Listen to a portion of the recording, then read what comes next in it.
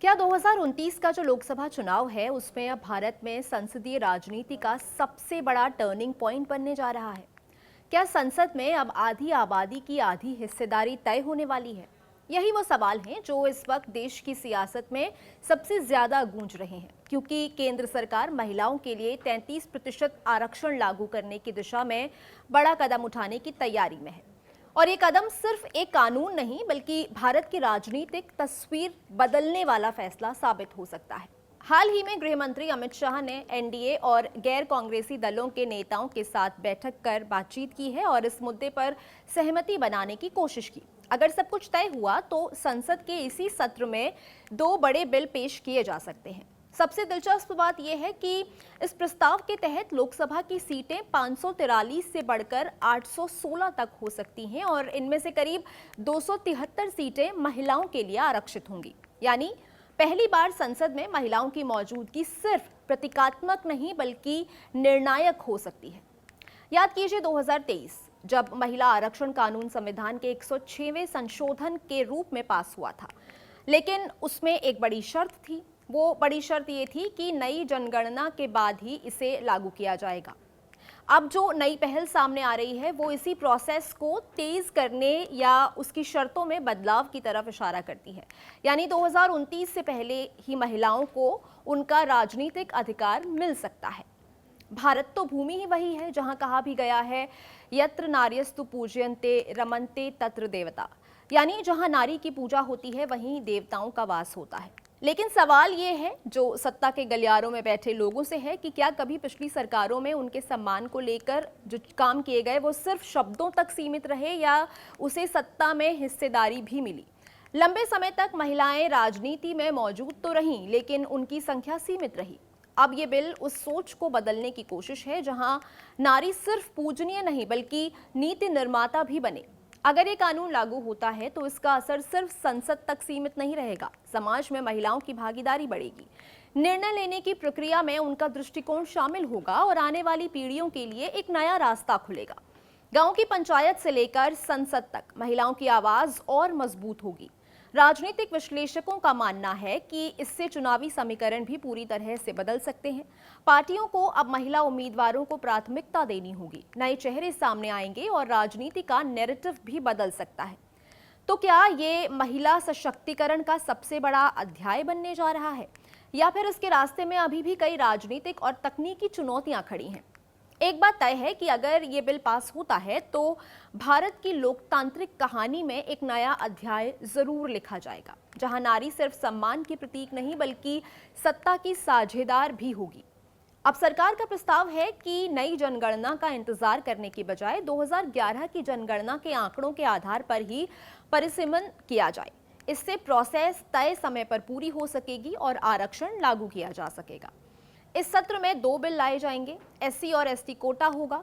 2 bill, एक bill के जरिए नारी शक्ति वंदन अधिनियम में संशोधन होगा, जबकि दूसरा परिसीमन कानून में बदलाव से जुड़ा हुआ होगा। इसे पास कराने के लिए संसद में 2/3 बहुमत जरूरी होगा। इसी वजह से सरकार विपक्ष का समर्थन जुटाने में लगी हुई है। आरक्षण प्रस्ताव के मुताबिक 273 सीटें महिलाओं के लिए रिजर्व्ड होंगी। रिजर्वेशन का ढांचा ऐसा होगा जिसमें एससी और एसटी वर्ग की महिलाओं को उनके कोटे के अंदर हिस्सा मिलेगा। ओबीसी महिलाओं के लिए अलग से कोई प्रावधान फिलहाल तो शामिल नहीं है। इसी फॉर्मूले पर राज्यों की विधानसभाओं में भी सीटें बढ़ाने और महिलाओं के लिए आरक्षण लागू करने की योजना है, ताकि पूरे देश में एक जैसा ढांचा रहे। अब इस पूरे हाल फिलहाल माहौल में कांग्रेस से चर्चा अभी बाकी है, क्योंकि गृह मंत्री अमित शाह ने पिछले दिनों इसके लिए कई नेताओं से बैठकें की हैं। इनमें YSR Congress, Samajwadi party, NCP-SP, RJD और एआईएमआईएम के नेता शामिल रहे। बीजेडी और शिवसेना से भी बातचीत हुई है, जबकि कांग्रेस से चर्चा बाकी है। सहमति बनने पर बिल इसी हफ्ते संसद में पेश किए जा सकते हैं। आपको बता दें कि महिला आरक्षण कानून 2023 में संविधान के 106वें संशोधन के रूप में पास हुआ था। राष्ट्रपति द्रौपदी मुर्मू इसकी मंजूरी दे चुकी हैं और लोकसभा में ये बिल लगभग सर्वसम्मति और राज्यसभा में सर्वसम्मति से पास हुआ था। हालांकि ये कानून अभी लागू नहीं हुआ है। इसकी लागू होने की तारीख केंद्र सरकार अधिसूचना के जरिए तय करेगी और जरूरत पड़ने पर संसद इसमें संशोधन कर सकती है। आज जिस महिला आरक्षण बिल को लेकर देश में इतनी बड़ी राजनीतिक हलचल है, उसकी जड़ें नई नहीं हैं, बल्कि करीब एक सदी पुरानी है। अगर इस पूरे मुद्दे को समझना है तो हमें इतिहास के उन पन्नों में जाना होगा जहां इसकी पहली नींव रखी गई थी। साल 1932 में जब भारत आजाद भी नहीं हुआ था, तब पहली बार महिलाओं के राजनीतिक आरक्षण पर चर्चा हुई।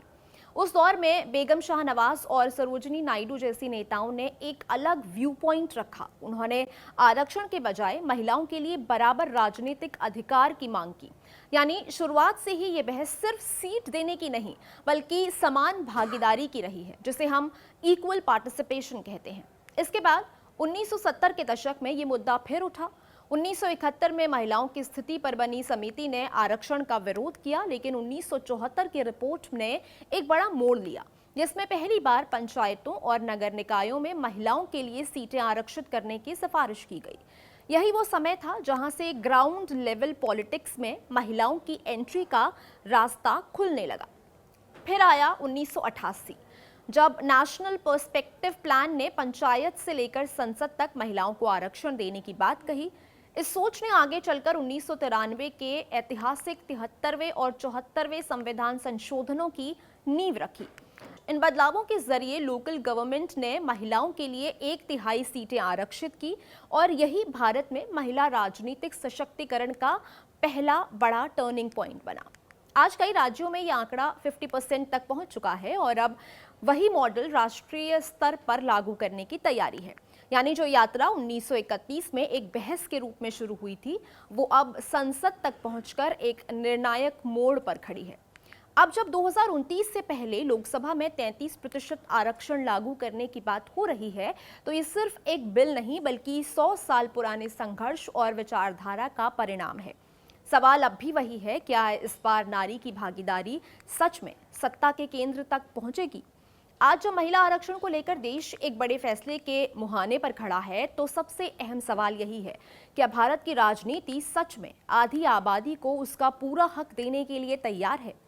आज की तस्वीर देखें तो महिलाएं सिर्फ वोटर नहीं रहीं, बल्कि नेता, नीति निर्माता और चुनावी गेम चेंजर बन चुकी हैं। पंचायत से लेकर संसद तक उनकी मौजूदगी लगातार बढ़ी है। आज की राजनीति में महिलाएं सिर्फ प्रतीक नहीं, बल्कि निर्णायक भूमिका निभाने की क्षमता रखती हैं। लेकिन क्या राजनीतिक दल उन्हें उतनी ही गंभीरता से टिकट्स देते हैं? क्या बड़े फैसलों में उनकी आवाज उतनी ही मजबूत होती है? और सबसे बड़ा सवाल, क्या समाज उन्हें एक नेता के रूप में उतनी ही सहजता से स्वीकार करता है जितना एक पुरुष को?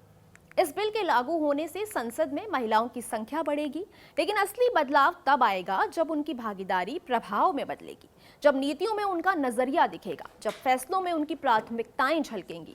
तो क्या भारत अब उस मोड़ पर है जहां नारी शक्ति सिर्फ एक नारा नहीं, बल्कि सत्ता की सच्चाई बनेगी, या फिर ये भी एक राजनीतिक वादा बनकर रह जाएगा? एक बात तो तय है, अगर ये बदलाव सही तरीके से लागू हुआ तो भारत की राजनीति में एक नया अध्याय शुरू होगा, जहां सवाल सिर्फ कितनी महिलाएं का नहीं, बल्कि प्रभावशाली महिलाएं का होगा। आपका इस बारे में क्या कहना है, आप कमेंट करके बता सकते हैं। ये खबर लिखी थी मेरे साथी वात्सल्य ने। मैं हूं गरिमा, आप देख रहे हैं कड़क। शुक्रिया।